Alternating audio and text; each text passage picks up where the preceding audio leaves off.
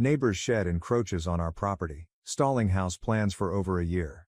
How can I finally get it removed after battling him for so long? Original post July 3, 2024. My dad owns a vacant but desirable property in NY, neither of us currently reside there. He is passing the property along to me so I can build a house to live there. The property has been in my family since 1937. It took about $10K for him to get the title cleaned up with a lawyer. Last spring I had a survey done that showed the neighbor's shed encroaches on the property by about 7. Setback is 12, so needs to move around 19 back.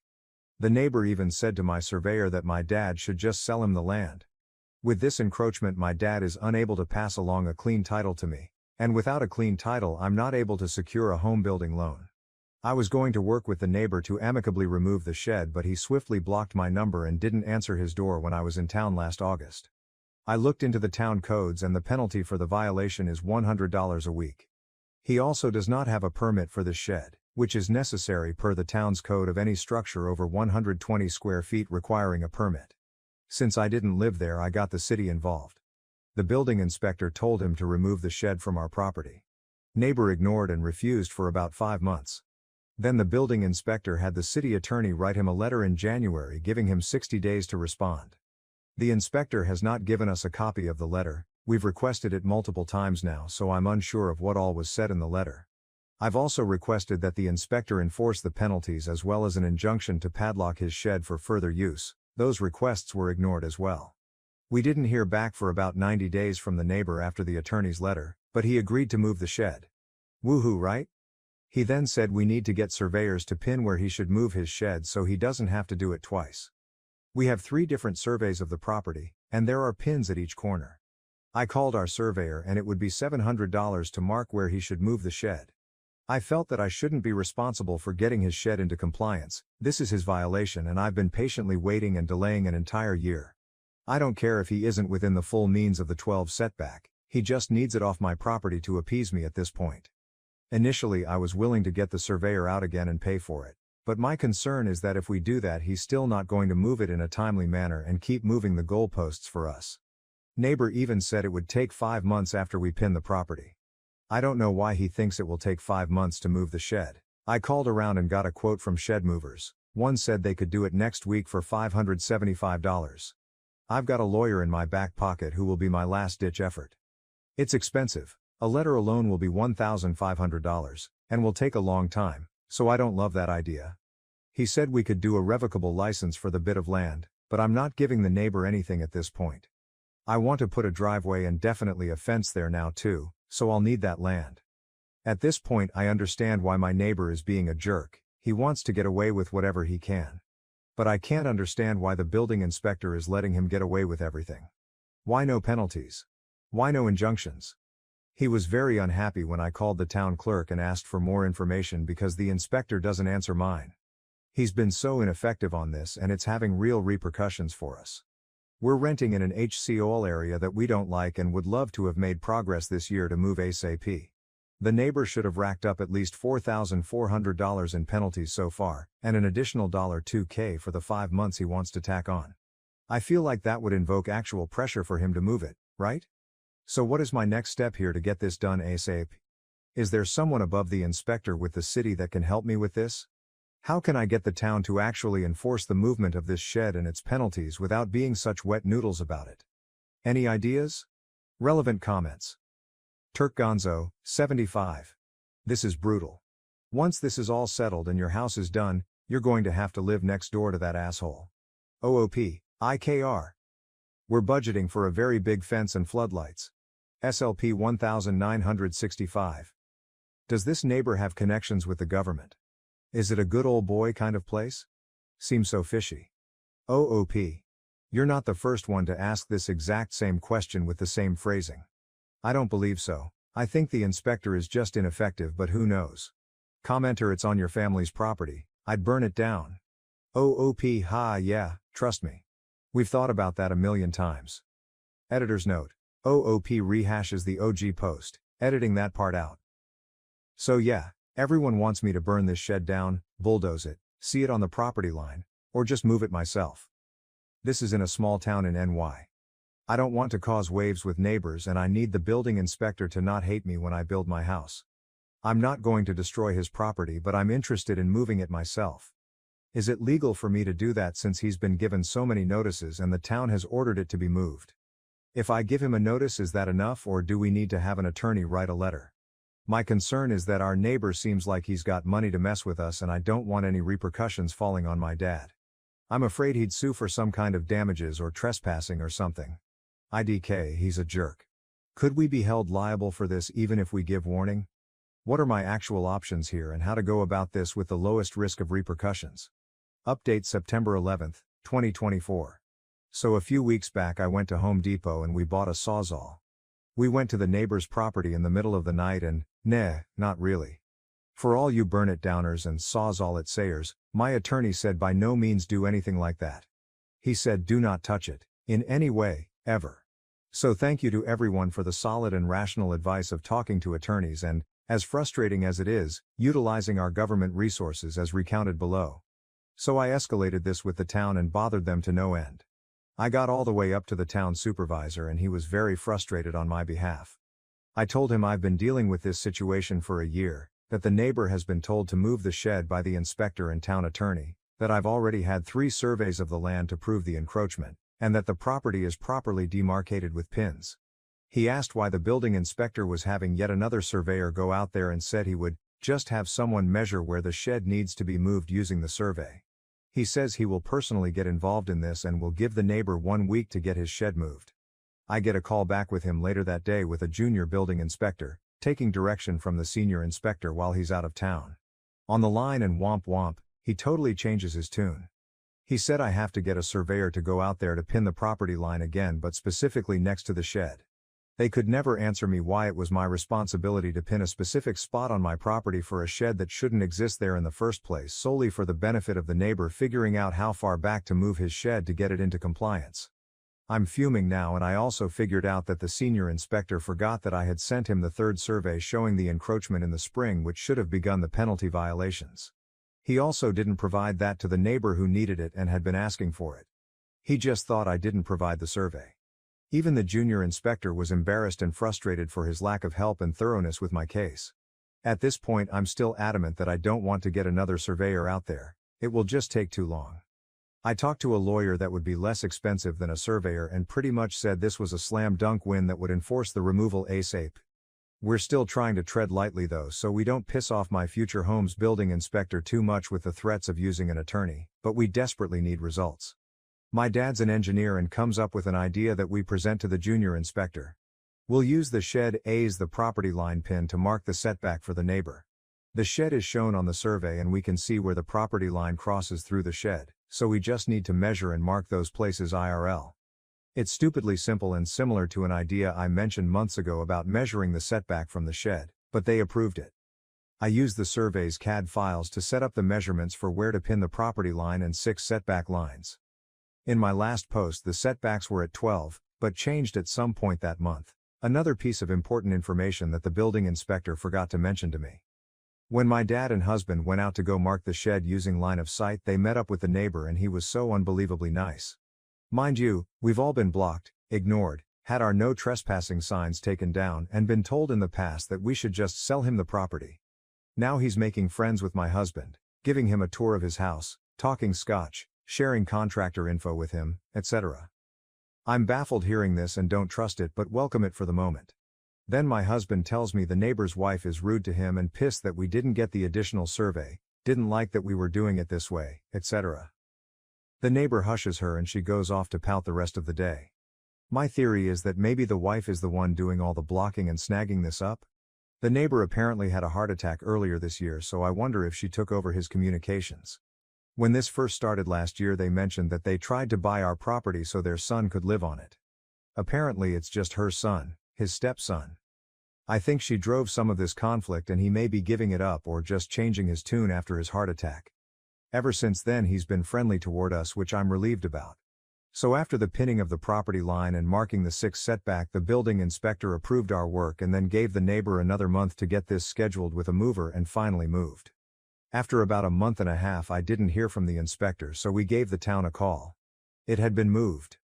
We went forward with our final survey to confirm that our land is clear of encroachments. It's cleared, but the neighbor only moved it 3.6 off the property line. Short of the 6 setback. WTAF? I got a letter today from the building inspector saying he passed it and the case is officially closed. I absolutely do not care that it's only 3.6 back instead of 6. I'm just glad he's off my land and can now move forward. But seriously? I don't know how this got approved, but I'm in awe of the incompetence of the inspector. I guess I'll just have to see what all I can get away with too. Anyways, that's my shed saga. Thanks for reading. TLDR, I escalated the issue of my neighbor's encroaching shed to the town, finally reaching the supervisor who sympathized with my year-long frustration over the shed encroaching on our property. Despite previous surveys proving the encroachment, the building inspector asked for yet another surveyor to pin the property, which made no sense.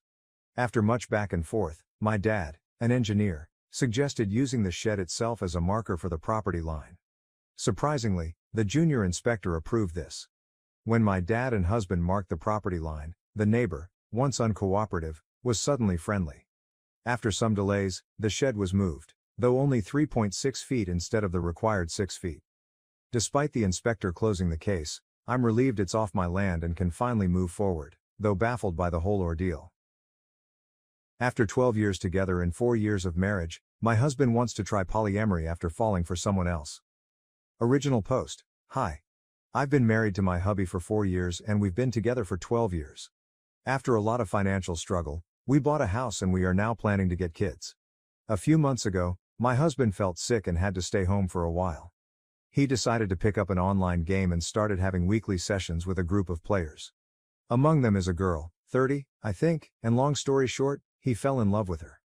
He broke down crying a month ago and admitted it. He told me it built up so gradually he didn't understand how he felt until it was too late. They started texting privately after meeting and eventually had one-on-one calls together. Then at some point, he said, she told him she was in love with him and he realized it was mutual. He said he told her it was impossible but loved her too. They tried to be just friends but they couldn't resist, and continued to show affection for each other. He showed me the texts, but also ventured into sexting. She asked if she could meet him face to face but he refused. So he told me all of this, apologized over and over again and told me he couldn't control himself and while he loved us both, it was me he would choose no matter what. I was still very upset and slept at a friend's that night to gather my thoughts. I decided to forgive him because he clearly felt guilt and wanted to work it out. I told him that while I was deeply hurt, I still appreciated him coming forward to me and being honest about what happened. We got into long conversations about how we were feeling in our relationship. I accepted he could love someone else but said I didn't like how he handled it. He agreed. And then yesterday he asked if I was comfortable opening up the marriage to polyamory.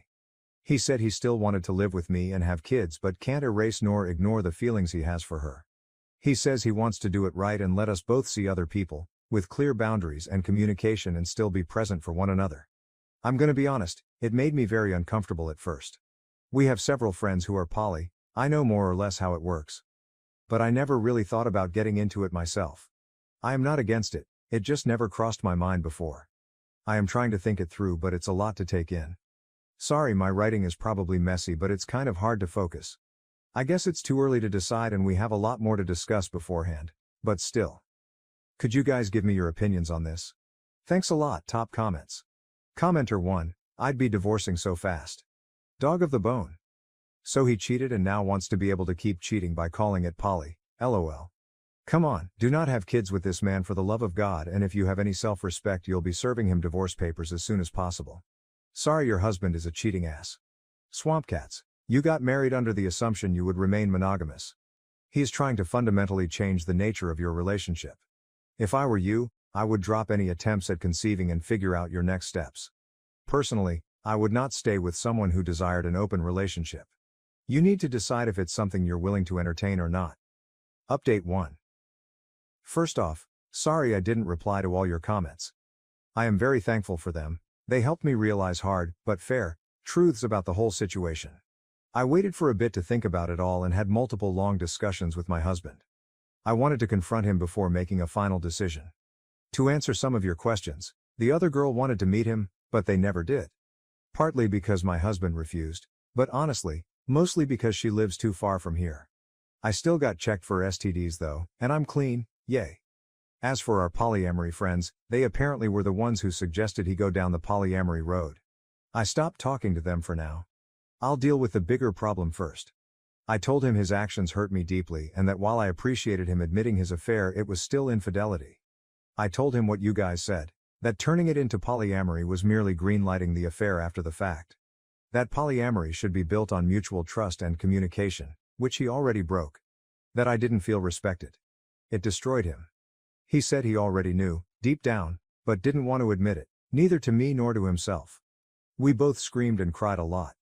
He finally admitted he wanted to open the marriage for selfish reasons. He is very sorry. He cut off contact with the other girl, let me fully access his computer and phone, and now wants to go to counseling to repair our relationship and marriage. He has shown me a lot of affection and attention since then, although he admits himself it's sometimes out of guilt and not just out of pure love. And now I want to make it work too, but, am I? Or is it a sunk cost fallacy? I don't know.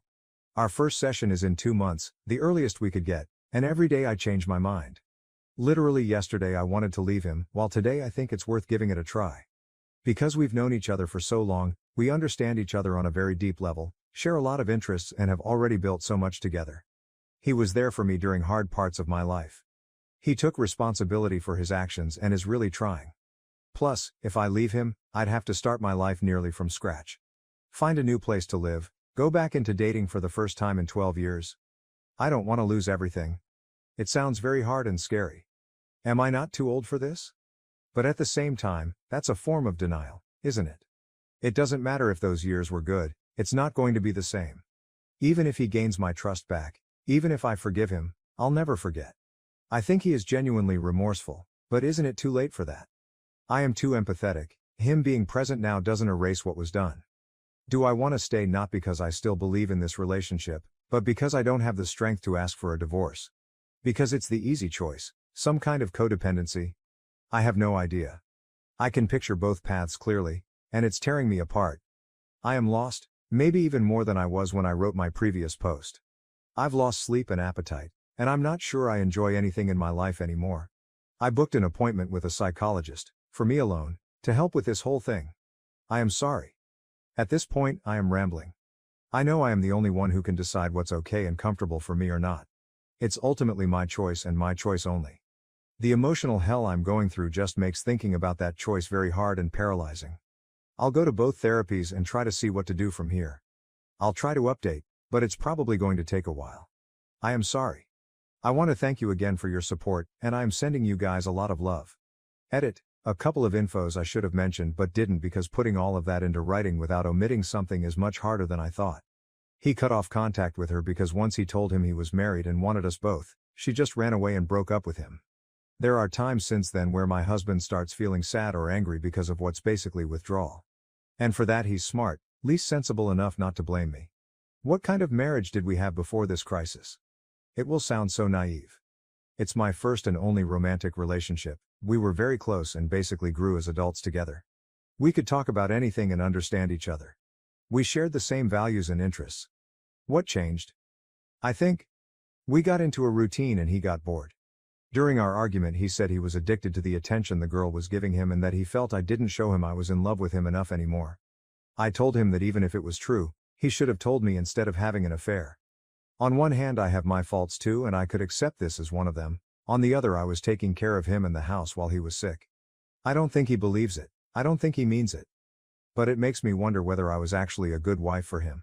Even though I am not responsible for his actions. Thanks again for your support y'all. It's a lot, to process but it helps me. So much. Relevant comments. OP on if she and her husband have kids and plans on getting counseling. OP, kids are off the table. If we do go into counseling, and it goes exceptionally well, maybe we'll talk about it. But for now, the distrust is already there. He says I love you, but I never know whether it's to regain my trust, whether he means it or not. Even if he does he love me or is it a lie he tells himself? Dog of the bone. If you choose to stay, don't be surprised if in a year you find him talking to someone again. Cheaters are sneaky, they'll show remorse and swear they've changed. Meanwhile they're smirking inside because they've started a new affair and think they can get away with it this time. OOP. Thank you, it's obvious and well known. Once a cheater, always a cheater. but reading it helps me fight denial. I really need to break up with him. If not for myself, just to show him that actions have consequences. Final update. TLDR. We are divorcing. Hooray. TW. Emotional affair, manipulation, self-harm threats, psychological abuse. Hey, I hope you are doing well. So my soon-to-be ex-husband had an emotional affair online and tried to make me green-light it by asking for an open marriage, where we'd be allowed to have side adventures. I refused and his affair partner dumped him. He begged me to try to reconcile with him, to which I agreed, while I was actually trying to prepare my exit. We both went to individual therapy, still am. We separated temporarily 3 times, but every time I came back, it went terribly. He was desperate. He kept trying to cross my boundaries, love bombing me, playing the victim, asking to touch me even though I established I didn't want to, threatening to kill himself if we were to divorce. I could go on and on. This made me finally realize, along with my therapist's help, a lot of self-reflection and my exchanges on Reddit, that I was in an abusive relationship. Which is an important part, actually the most important part of this update. Please look up definitions and examples of abuse, because I had no idea that what my husband had been doing all these years, even before the affair, counted as such. In his case it was psychological abuse, manipulation, gaslighting, guilt tripping, blame shifting, emotional blackmail. Nothing aggressive or mean. Which turned me into a very submissive partner over the years, always catering to his needs while erasing mine. I rationalize everything. It happened subtly and gradually and I was too naive to see it for what it was. His emotional affair and open marriage proposal were the natural continuity of that.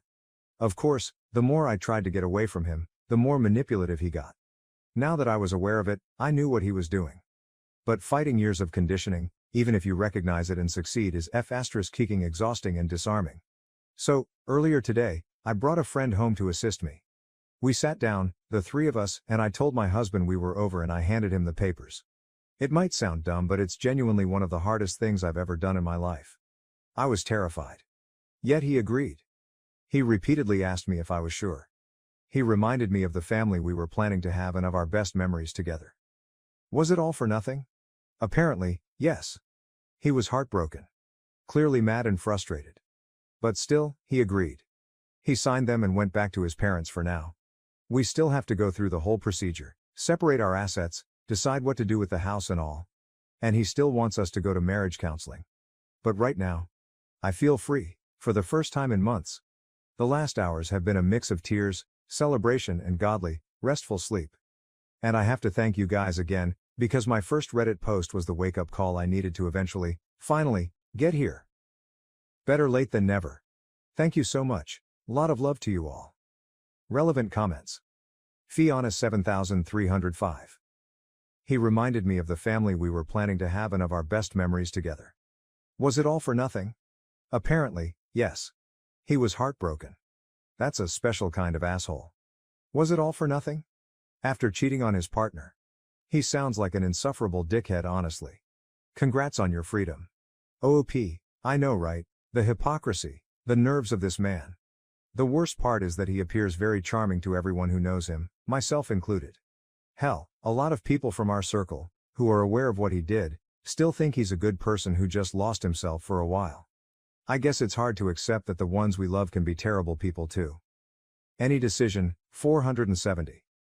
You have been through a long, hard journey, and it will take a while yet, but you are investing in yourself and your health and happiness. Good for you.